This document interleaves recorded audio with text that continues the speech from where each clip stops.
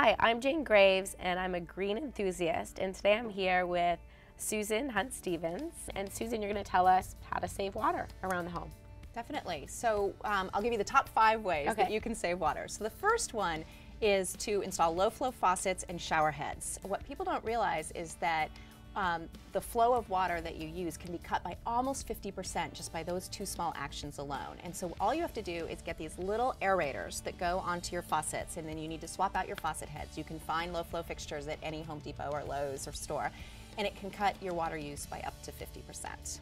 Amazing. And you said they're not very expensive either. No, a faucet aerator can be as cheap as $1.50. Wow. More high performance ones go for $14, but that's like the highest, most expensive. And shower heads are anywhere from $10 to $40. It really depends on the style and what you're looking for. Great. The second way that you can save and reduce water is to think about toilets. And there are a lot of different things you can do. If you're at the place where you need to replace a toilet for any reason, definitely look at these new high efficiency toilets or dual flush toilets. So we put dual flush toilets in our home, and my son loves showing people the button for number 1 and number 2. But it cuts your water usage associated with flushing the toilet by up to 60%. Yeah, that's great. So 1.6 is a standard. But a low flow, sort of number 1 flush on a dual flush is only 0.9 gallons per flush. The third thing you can do is related to your lawn. And I think this is probably people's pet peeve when it's been raining and you see somebody who's watering their lawn. And part of that is people don't know how to use their automatic sprinkler systems. But the other part of it is there's a little device called a rain sensor that you can attach to your automatic sprinkler system. So even if you don't know how to program it or turn it off, if it has that sensor on it, which is a one-time install, then anytime there's too much moisture in the soil or there's been rain, your sprinkler won't turn on. Wow, that is great. Then you don't even have to understand your sprinkler system, just put that on. No, exactly. That's great. And then you also mentioned showering, right? Yes.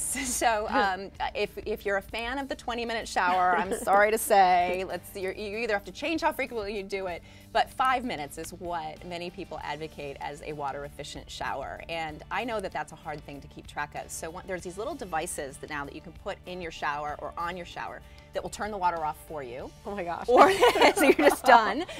But I actually there's this little timer that is red, green, yellow, red. And so you set it for how long you want, and then as you get within 1 minute, it turns yellow and then turns red when you need to turn it off. And that's another way that you can really save water. Yeah, and I remember you mentioning rain barrels as well, too. So rain barrels are a great way to capture natural rainwater that would otherwise go down into the storm system and reuse it for outdoor purposes like your lawn or garden. What it does is it attaches either to your drain, or in some cases it could be open air, but most people attach it to a drain, and it captures all the water that's coming off the downspout, stores it, and then there's a little faucet on the side. You take a hose, you hook it up, and then when you water your garden or water your lawn, it's coming from that water that would otherwise go into the storm drains.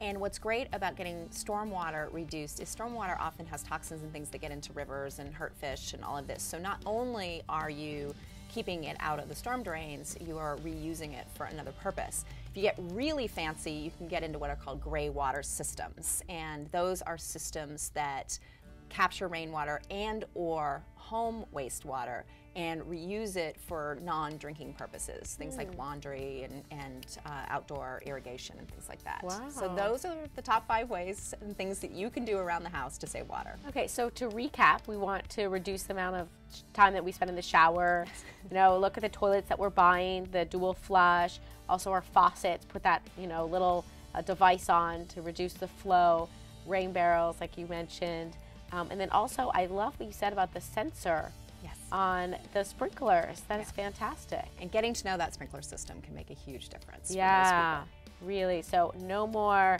when it's raining, there's going to be a sprinkler on. Exactly. Once again, this is Jane Graves and Susan Hunt-Stevens from Practically Green. I want to thank you so much for joining us today. It was great to be here, and we encourage all of our viewers to come take the quiz at Practically Green, find out how green you are, and you get practical suggestions of things you can do next to live a healthier and greener life. Be sure to subscribe to our Mahalo channel and make sure you check out all of our other great videos.